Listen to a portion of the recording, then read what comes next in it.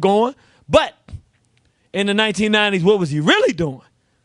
What did he stand out for doing? Remember, this is the same church Oprah Winfrey goes to. That should tell you something. This is in Chicago. This is a 1990 sermon. Not 1990, but in the 1990s. I refuse to limit my God, to lock God into my cultural understandings because culture is fickle. Now, he black, so I'm assuming he's talking about black culture is fickle. And culture can often be wrong. Culture was wrong about slavery. Culture was wrong about women. Culture was wrong about Africans and Native Americans. I guess that he's saying white culture is wrong about that.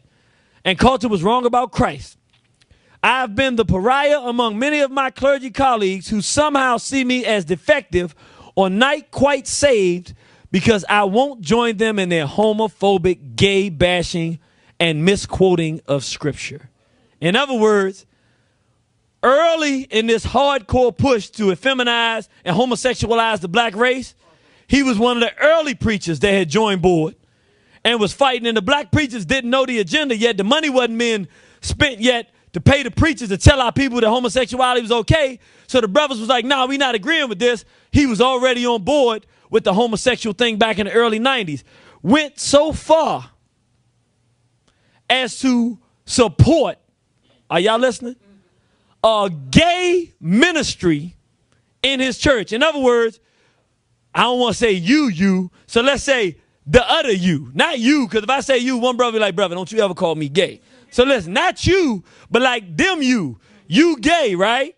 I'm pointing to the window. I don't want no brothers get up here and start throwing. Brother got his walkie-talkie, he look like he about to throw it at me from the back. You gay, right? You want to hook up with another dude that has sex, you go to the church to do it through the ministry. You a lesbian female, lost your African mind, you want to have sexual relation with a female. I know she cry. You right, little lady. She crying. She said, that's crazy. That's my baby. She know right and wrong. Now, they go through the church to hook up and say this whole church structure, a Trinity, Unity, Church of Christ, is a homosexual haven for homosexuals in Chicago. That's where he comes out of. Now, I want to show you a real quick clip because I want you, she don't like this homosexual stuff. I'm with you. I'm crying on the inside too, baby girl. I want to show you this from 2004 to show you how they marched this thing in on us. At that time in 2004, people weren't on board with gay marriage, but they had gotten people to accept homosexuality. So he played it really politically cool. He said he was against gay marriage, but he was in favor of homosexuality. I'm going to ask you a very quick follow-up question. Do you believe homosexuality is a choice? No, I don't. You think it's innate? I think that for the most part it is innate. I think that obviously it may vary in certain circumstances, but I think that it is something that is a part of their identity. Now, that being the case, Mr. Obama, that being the case, if something is not a choice, if something is innate, then why isn't it a civil right? And why isn't your support of civil unions as opposed to marriage, does that amount to separate but equal? No, I think there are a whole host of things that are civil rights, and then there are other things, such as traditional marriage, that I think express a community's concern and regard for a particular institution. So marriage is not a civil right as far as you're concerned? I don't think marriage is a civil right, but I think that but I think that being able to transfer property is a civil right. You think marriage is a human right? I think not being able to, not being discriminated against is a civil right. I think making sure that we don't engage in the sort of gay bashing that I think has unfortunately dominated this campaign, not just here in Illinois, but across the country, I think is unfortunate. And I think that that kind of mean-spirited attacks on homosexuals is something that the people of Illinois generally have rejected. Bottom line is, his position was, I'm against gay marriage, but I'm for homosexuality. Everybody having rights and all this stuff. So they walked him in the office real cool, said don't put the gay marriage thing on him yet, because that'll be too much for the black community. But then something happened. I'm going to ask you a very now I'm going to show y'all a clip now. Y'all ain't going to get mad at me, are you? You sure? Now, I'm not asking you to believe what you're about to hear. That's not why I'm showing you the clip. You may or may not believe what you're about to hear. That's not the important piece of this clip. All right. So-called black first president, right? Running for office. He's running against the Republican Party. Okay? So you would expect that the Republicans spending millions of dollars to go against him, if they get anything that they can use to try to win the election, they would use it, right? So if they found out he has stolen money, then Fox News should be showing everything they can to slander him since it came out he stole money, so that the world would know he was a thief, to try to make the whites not want to vote for him, right? Isn't that what politicians do? All right. Well, I'm not asking you got to believe what you're saying, but this did happen. I can verify for absolute fact CNN, ABC, all of the major networks or their affiliates were there at this press conference. The National Press Club on F Street. Everybody know what I'm talking about, right? Where everybody that's doing something nationally wants to announce what they're doing.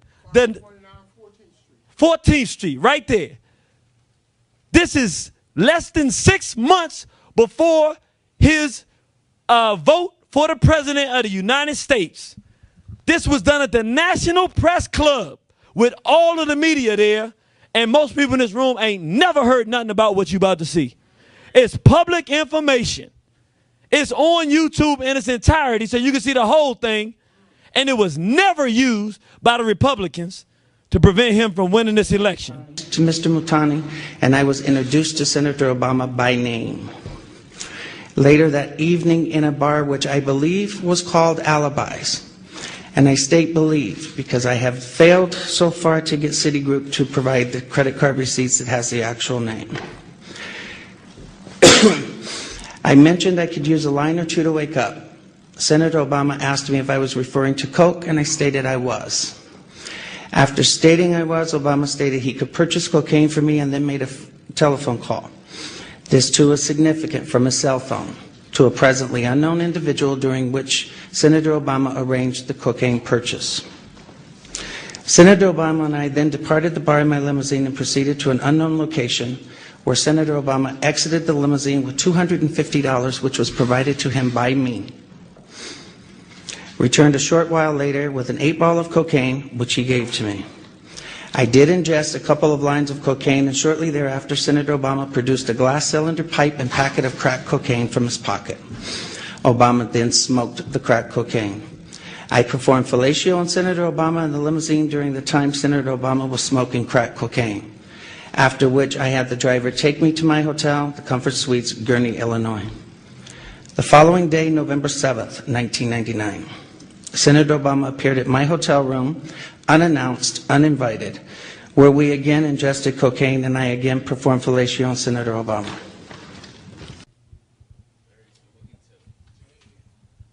That's a little part of the press conference. Again, I'm not asking you, do you believe it or not?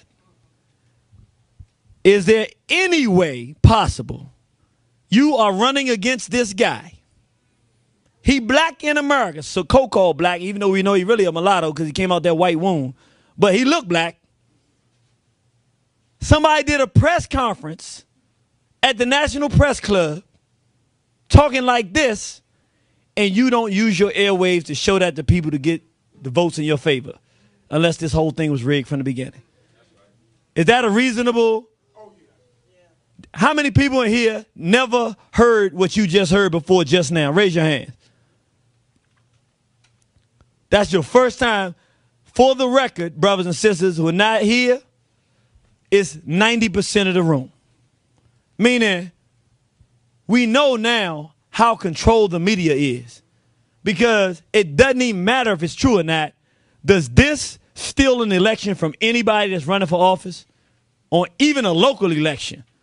You can't even get a little community board thing with something like this come out on you. Much less a presidency of the United States. It gets much worse than this, but we want you to understand, oh, it's much worse than this. We want you to understand, I'm not going to show you, but this guy is a flaming homosexual.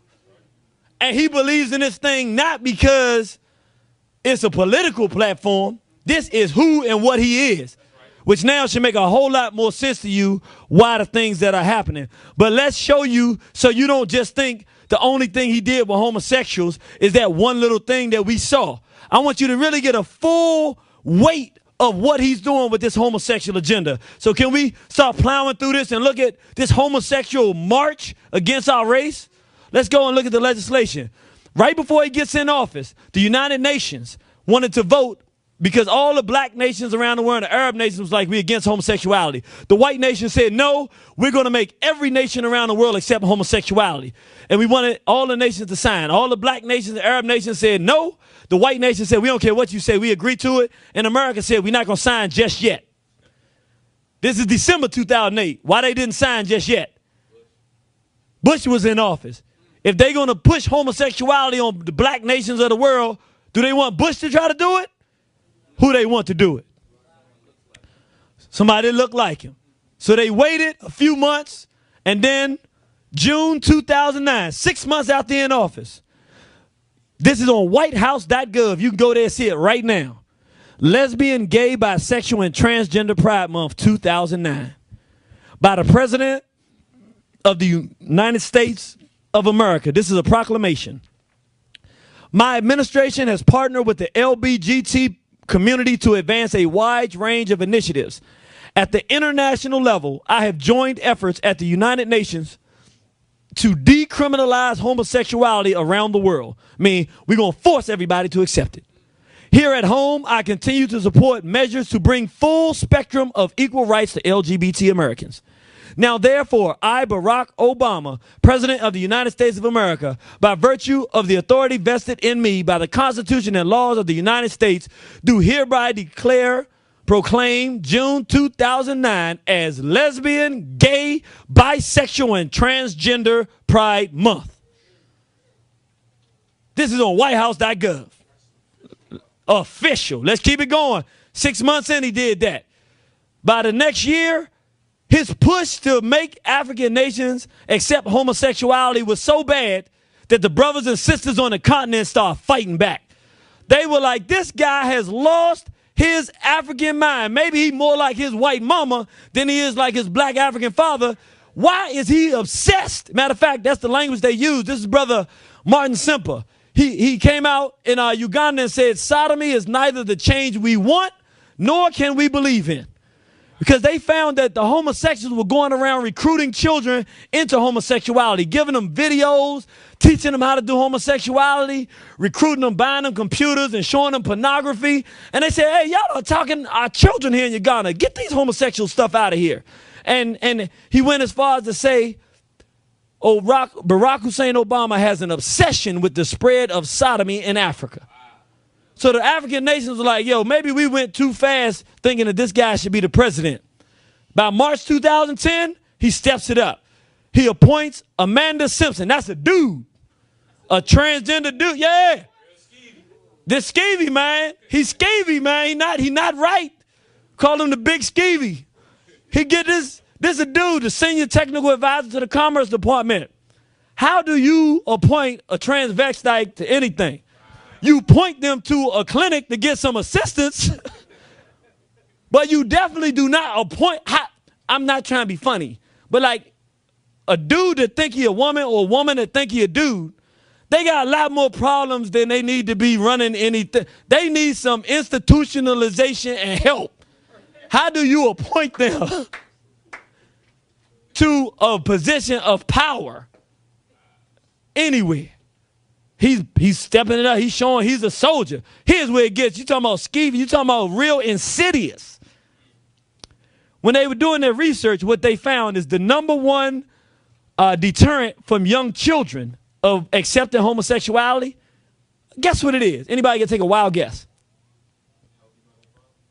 Nah, that's good. Healthy mother and father is a good guess. That's not it. Bully. Say it again. Bully. They said particularly in the black community. If you call, amongst children, with no adults around, if they call you gay, you got to go ahead and fight. Like, ain't nobody want to be gay. That's real homo. That's why they had a little thing. Young brothers, no homo. You know, you say something, hey, that's a nice shirt, dude, no homo. It's like, for children, the worst thing in the world you can do is be homosexual. So they like, well, no, we got to make the children homosexual. So they said, how can we do it? So they start creating laws that essentially criminalize children if you say anything against somebody for being gay. Under the guise, they call them bullying laws. It don't have nothing to do with, we done dealt with bullies since the beginning of time. I mean, bully's just part of life. That just, it's a bully. It's somebody less bully. That's how you get